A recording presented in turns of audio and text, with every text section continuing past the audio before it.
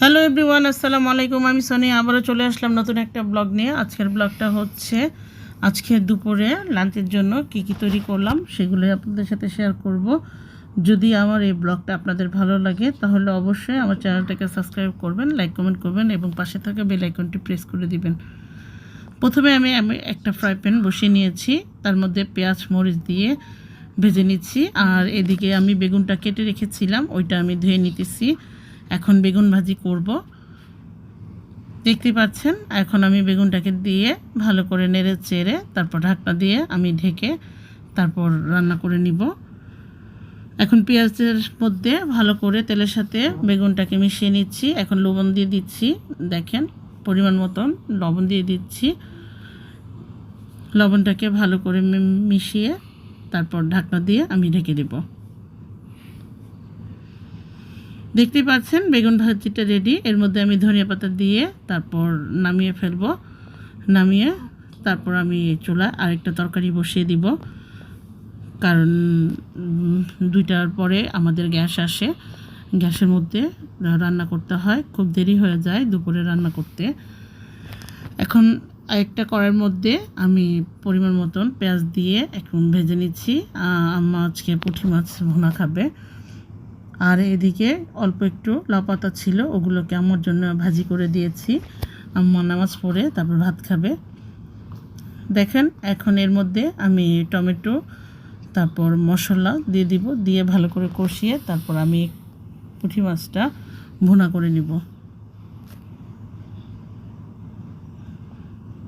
সংসারের এক হাতের কাজ, বাচ্চাদেরকে স্কুল থেকে এনে তারপর রান্না করা, তারপর বাচ্চাদের কোচিং, সব কিছু ম্যানেজ করতে খুব কষ্ট হয়ে যায়। দেখেন পুঁটি মাছটা ভুনা হয়ে গেছে। এখন ঝোলটুকু আরেকটু শুকিয়ে তারপর ধনিয়া পাতা দিয়ে তারপর আমি এটা নামিয়ে ফেলবো।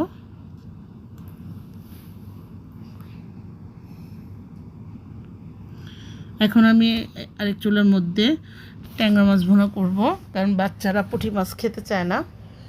দেখতে পাচ্ছেন পুঁটি মাছটা আমার রেডি। এখন আমি ট্যাংরা মাছ ভুনা করব বাচ্চাদের জন্য আর বাচ্চার বাবার জন্য।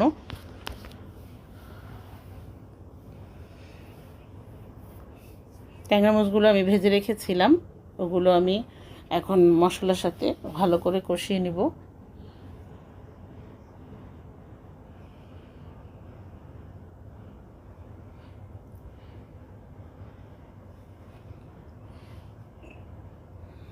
আস্তে আস্তে উল্টিয়ে পাল্টিয়ে মাছগুলোকে কষিয়ে নিতে হবে।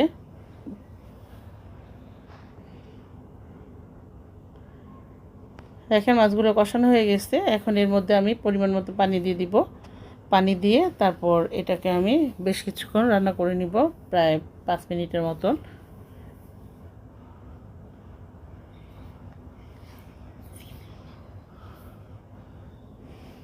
এক একজনের এক এক পছন্দ, কি আর করার। এখন এর মধ্যে আমি কিছু কাঁচামরিচ দিয়ে দিলাম। এখন এটাকে নেড়ে চেড়ে আমি ঢাকনা দিয়ে ঢেকে দিব।